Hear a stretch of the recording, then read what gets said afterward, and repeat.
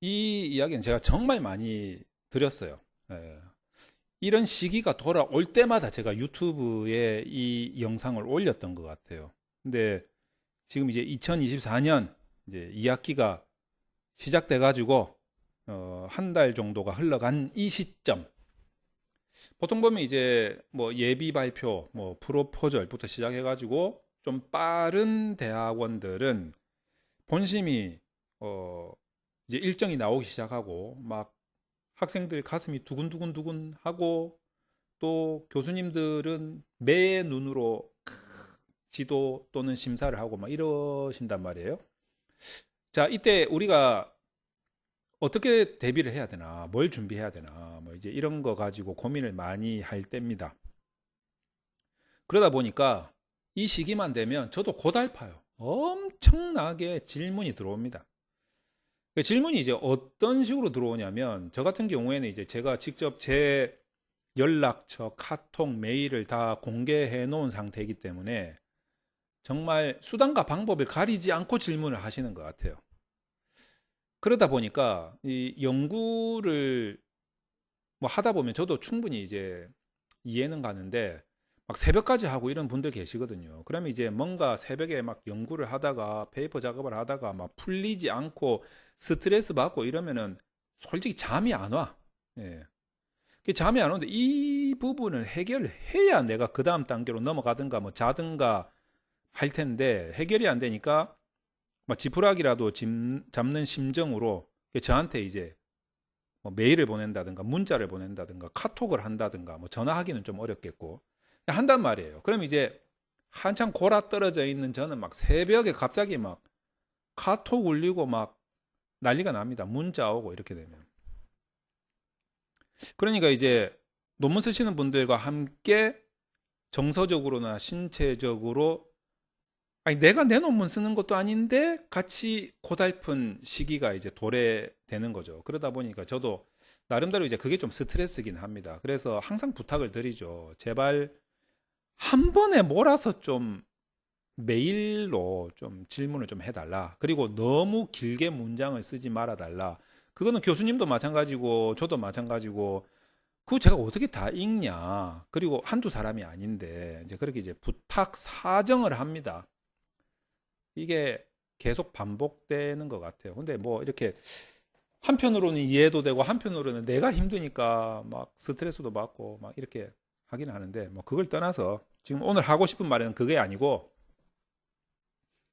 여러분들이 그렇게 노력을 해가지고 이제 논문을 어느 정도 완성을 해서 또는 부분적으로 완성을 해서 뭐 예비 발표나 뭐 예비 발표 프로포절 뭐 이런 것들을 한단 말이에요. 본 발표하고 뭐 이런단 말이에요. 자, 그럴 때 대부분의 학생들이 발표장에 들어가 가지고 이런 생각을 가지고 계시는 것 같아요. 이제 발표를 하기 전에 보통 일주일 정도 또는 최소한 3, 4일 정도 전에 그 페이퍼를 이제 작성을 하잖아요. 그래서 이거를 그 심사위원 분들한테 다 제출을 하잖아요. 자, 그러면 여러분들은 이 페이퍼의 작성에 엄청나게 몰입을 합니다. 그리고 이 페이퍼가 제출됐으면 심사위원들이 이 페이퍼를 아마 200% 이해를 하고 지적을 하려고 심사장에 들어온다라고 이제 그렇게 생각을 하시는 것 같아요. 근데 뭐 심리적으로 충분히 그럴 수 있을 것 같아요. 자, 그래가지고 이제 심사장에 들어갔다. 예, 딱 들어가면 이제 심사위원들이 쫙 앉아 있는데 막 가슴이 조마조마조마조마 하고 머리가 하얘지고 완전히 막 하나도 생각이 안 나. 떨려가지고. 그래서 막 약 먹고 가는 사람도 있고 우황청심원 먹고 가는 사람도 있고 막 이런데 제가 심지어는 어떤 분은 주사 맞고 가가지고 오히려 너무 긴장이 풀려가지고 막 되게 해프닝이 벌어진 그런 일도 제가 듣기도 했습니다. 그러면 이제 심사장에 이제 딱 들어가면 심사위원들이 지적하는 거 이런 부분들은 어차피 나는 떨려가지고 아무 생각도 안 나는데 심사위원들은 200% 이해한 상태에서 막 뭐라 하니까 이것들이 내가 다 고쳐야 되는구나 이렇게 생각을 하는 거지. 심지어는 심사위원들이 궁금해서 물어본 건데도 수정하겠습니다. 막 이렇게 되는 거죠. 근데 이런 생각을 조금 버리셔야 돼요. 이게 이제 기본적인 그 선입견이라고 저는 생각이 좀 드는데, 실제로 심사장에서 일어나고 그리고 심사장에서 펼쳐질 일들을 제가 좀 설명을 드리자면, 제가 말씀드린 것처럼 이제 논문 심사의 계절이 다가오면 뭐 저도 그렇고 아마 학교에 계신 교수님들도 그렇고 똑같은 인간이잖아요. 뭐 다들 컴퓨터가 아니잖아. 머리가 천재가 아니잖아요. 다 똑같은 사람이에요. 엄청나게 할 일들이 많아요. 뭐 본인 주 업무도 있고 부 업무도 있고 가정사도 있고 개인적인 일도 있고, 그 와중에 좀 쉬어야 되고, 예, 취미생활도 해야 되고, 엄청나게 많은 일들을 소화를 해야 되는 시기입니다. 예, 그 시기에 이제 논문 뭐 발표를 하겠다고 나한테 막 몇 명이, 한두 명이 아니라 막 몇 명이 또는 몇십 명이 논문 파일을 이렇게 보내온단 말이에요. 그걸 이제 페이퍼로, 예, 그 출력을 해가지고 내 책상 위에 올려놓는단 말이에요. 그래서 내가 이거를 보고 심사장이 들어가야 되는데, 솔직히 여기 지금 200%라고 적어놨잖아요. 200%. 200% 이해 못해요. 아무리 뭐 교수고 심사위원이고 해도 어떻게 200%를 이해를 합니까? 그 수많은 사람 거를. 내 논문도 아닌데, 제 논문인데, 그리고 제가 논문을 잘 쓰지도 못한 건데, 그러면 당연히 200%는 아니고 많으면 한 50% 이해하고 갈까? 50% 이해하는 것도 저는 되게 많다라고 봐요. 그럼 이제 여기에서 아주 명백히 잘못된 거를 발견할 수도 있어요. 아주 이거는 명백히 이거는 잘못됐어 라는 것도 있겠지만, 대부분은 좀 이상하다, 애매하다, 이거 궁금한데, 이런 느낌으로 심사장이 들어간단 말이에요. 들어가서 처음에 한 30% 이해하고 갔다 칩시다. 예, 30% 정도 이해하고 갔어요.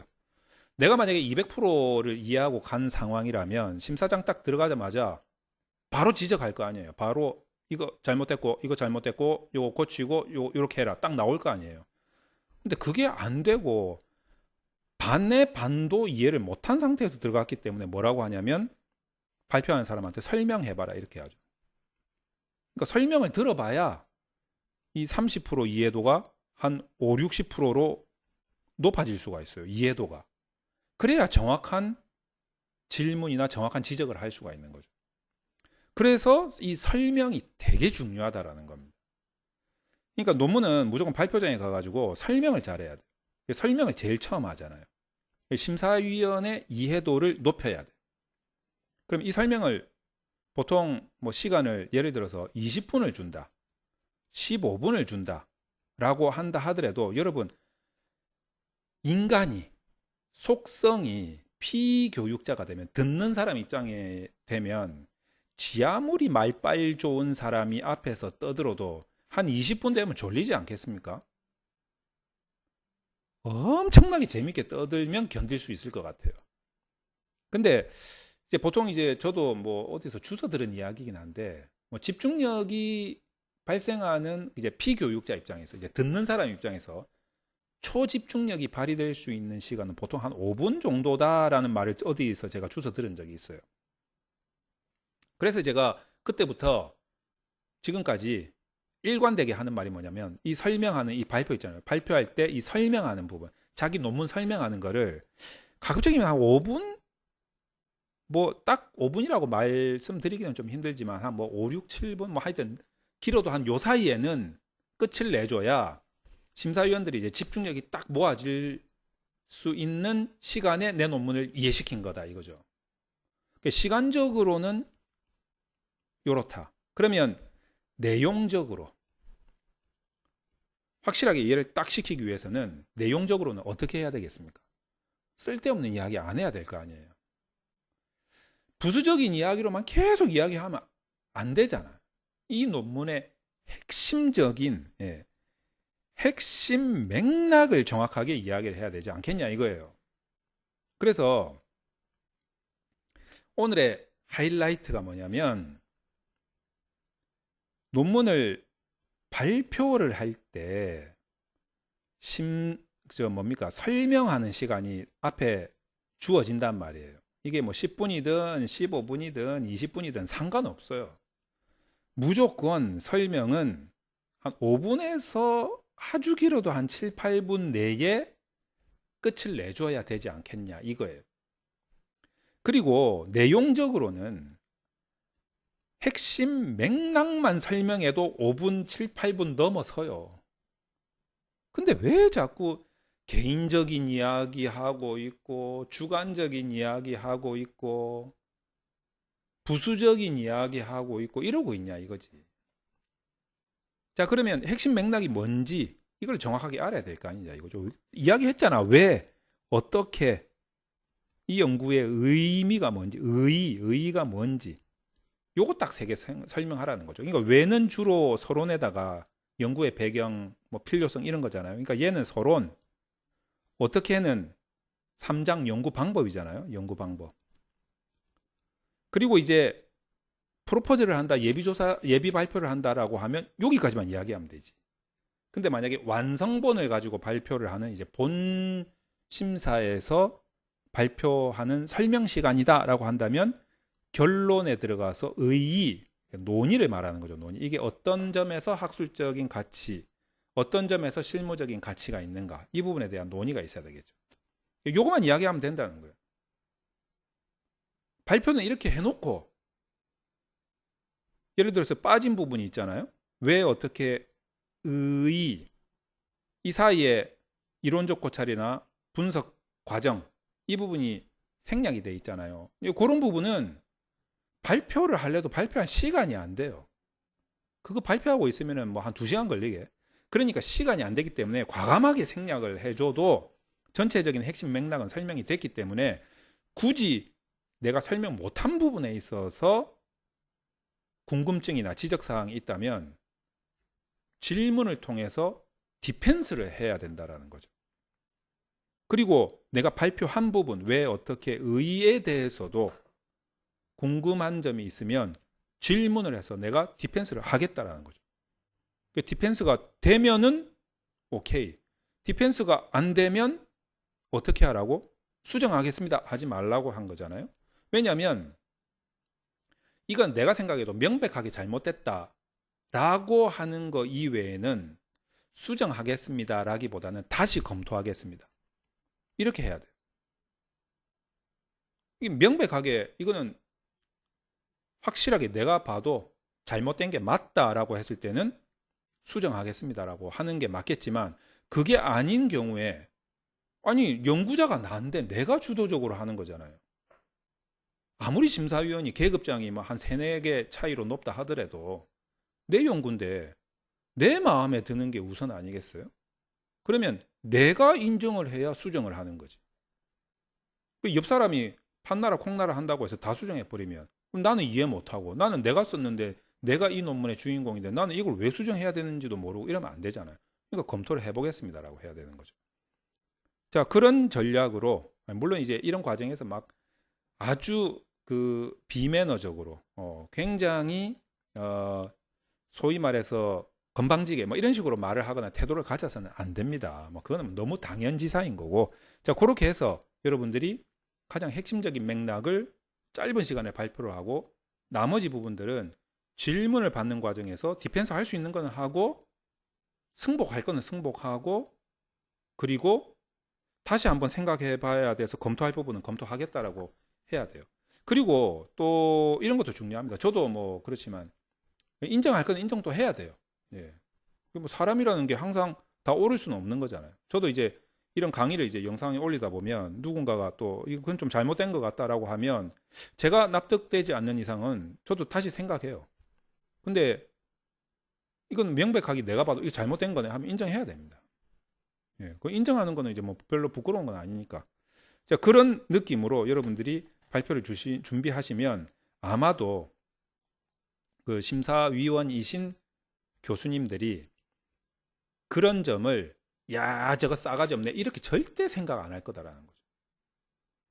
제가 정말 잘하네, 저 학생이 정말 디펜스 잘하네. 이렇게 생각을 한다는 거죠. 디펜스 못하는 학생은 자기 연구에 대한 가치를 모르는 거예요. 그러니까 여러분들이 지금 이렇게 하시는 거에 대해서 교수님들이 싸가지 없게 생각하면 어떡해요? 이런 느낌을 받을 필요는 없어요. 만약에 싸가지 없게 생각한다면 그 교수님이 좀 문제가 있는 거 아닌가? 자기 논문을 자기가 디펜스 하겠다는데 그게 뭐가 잘못됐냐 이거예요. 그리고 학생이잖아. 특히 대학원생 같은 경우에는 학생이잖아. 아주 전문적인 연구자가 아니잖아. 대등한 관계에서 겨룰 수 있는 그 정도의 실력이 있는 사람이 아니잖아요. 그러면 분석을 하는 과정에서 자기가 모를 수도 있지. 착각을 해가지고 조금 우길 수도 있지. 그 우겼다고 어디 학생이 말이야 나한테 대들고 있어 뭐 이런 식으로 그거는 교수가 잘못된 거죠. 학생이니까 잘 모르고 우길 수도 있어요. 그러면 다시 한번 해봐라. 내가 교수님이 자 얘야 그게 아니란다 이러면서 이제 설득하는 그렇게 하면 왜 안 됩니까? 그런 것들을 보고 뭐 네가 감히 말이 어디 버장머리 없이 이렇게 하는 교수님도 제가 봤거든요. 그렇게 해서는 안 됩니다. 교수님도 그렇게 심사해서는 안 되죠. 자, 그런 심사가 좀 잘 문화적으로 이루어져야 아무래도 이제 대학원에서 하는 그 연구들이 보다 더 발전이 될 수 있고 학생들도 연구 역량이 더 나날이 늘어가지 않겠냐 이렇게 생각을 합니다. 자, 이 시기가 찾아오면 이런 때가 오면 항상 이런 주제에 대해서 영상을 올리게 되네요. 비슷한 영상들이 많이 있어요. 근데 과거의 영상들을 잘 안 찾아보게 되니까 또 시기가 왔으니 또 이런 영상을 한번 올려봅니다.